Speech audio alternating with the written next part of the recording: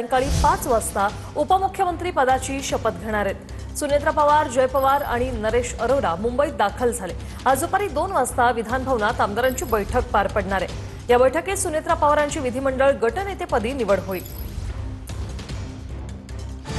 अजित पवारांच्या अकाली जाण्यामुळे रिक्त झालेल्या उपमुख्यमंत्री पदाची सुनेत्रा पवार शपथ घेणार आहे। संध्याकाळी 5 वाजता सुनेत्रा पवारांचा शपथविधी होणार आहे। सुनेत्रा पवारांच्या उपमुख्यमंत्री होण्यामुळे महाराष्ट्राला पहिल्या महिला उपमुख्यमंत्री मिळतील।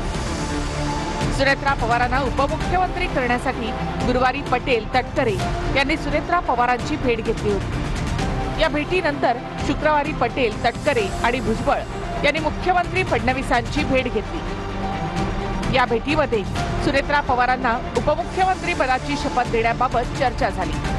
सुनेत्रा पवार यांनी सुद्धा उपमुख्यमंत्री पदाची शपथ घेण्यासाठी होकार दिलाय।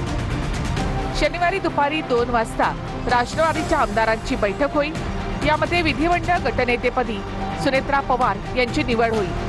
त्यानंतर संध्याकाळी 5 वाजता सुनेत्रा पवारांचा उपमुख्यमंत्री पदाचा शपथविधी पार पडेल।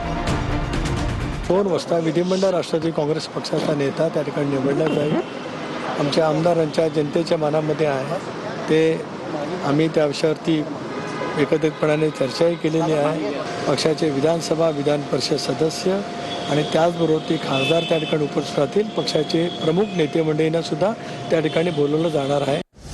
राष्ट्रवादी जो निर्णय घेईल त्यामागे आम्ही उभं राहू असं फडणवीसांनी म्हटलंय।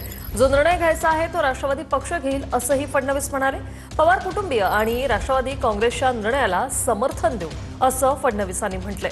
तर सुनेत्रा पवारांच्या उपमुख्यमंत्री पदावरील प्रश्नावर फडणवीसांची ही प्रतिक्रिया। कुठलाही निर्णय जो काही घ्यायचा असेल तो राष्ट्रवादी काँग्रेस पक्ष घेईल आणि राष्ट्रवादी काँग्रेस पक्ष जो निर्णय घेईल त्याच्या पाठीशी आम्ही उभे राहू, सरकार म्हणून आणि भारतीय जनता पार्टी। त्यामुळे मी आत्ता आपल्याला एवढंच सांगू शकतो की अजितदादांचं कुटुंब असेल किंवा राष्ट्रवादी काँग्रेस पक्ष असेल याच्या पाठीशी आम्ही पूर्णपणे उभे आहोत। त्यांचे जे काही निर्णय होतील त्या निर्णयांना योग्य ते समर्थन आमच्याकडनं असेल। माझ्याशी 2 वेळा चर्चा करून ते गेले आहेत। त्या चर्चेमध्ये त्यांनी त्यांची काय कार्यपद्धती आहे, काय काय ऑप्शन्स आहेत या संदर्भात त्यांनी चर्चा केलेली आहे। मात्र अंतिम निर्णय जो काही असेल तो त्यांचा पक्ष घेईल। त्यामुळे त्या संदर्भात मी बोलणं हे योग्य होणार नाही। तर मुख्यमंत्री देवेंद्र फडणवीस यांनी ही प्रतिक्रिया दिलेली आहे। राष्ट्रवादी पक्ष जो काही निर्णय घेईल त्यामागे आम्ही उभं राहू असं मुख्यमंत्री देवेंद्र फडणवीस म्हणाले। धाराशिव जिल्ह्यातील तेर गावात 18 ऑक्टोबर 1956 मध्ये सुनेत्रा पवारांचा जन्म झाला।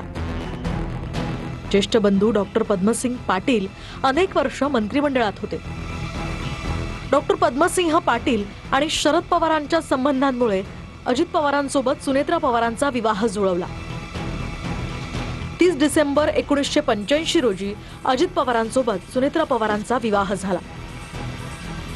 पर्यावरण संवर्धन आणि ग्रामीण सक्षमीकरणासाठी कार्य करणाऱ्या गतिमान नेत्या म्हणून त्यांची ओळख आहे। 2024च्या लोकसभा निवडणुकीत बारामती लोकसभा मतदारसंघातून त्यांचा पराभव झाला। लोकसभेत पराभव झाल्यानंतर जून 2024 मध्ये राज्यसभेवर त्यांची बिनविरोध निवड झाली। राज्यसभेच्या खासदार म्हणून विविध उपक्रमांना दिशा देण्यासाठी त्यांनी महत्त्वाची भूमिका बजावली। 2010 मध्ये एन्व्हायरमेंटल फोरम ऑफ इंडिया म्हणजे EFOI या स्वयंसेवी संस्थेची त्यांनी स्थापना केली। सुनेत्रा पवारांच्या नेतृत्वाखाली प्रथमच पर्यावरणपूरक गाव ही संकल्पना राबवली गेली। जलसंपदा व्यवस्थापन आणि दुष्काळ निवारणासारख्या विषयांवर त्यांनी काम केलं आणि ग्रामीण भागात गुणवत्तापूर्ण शिक्षण पोहोचवण्यासाठी त्या सतत कार्यरत आहेत।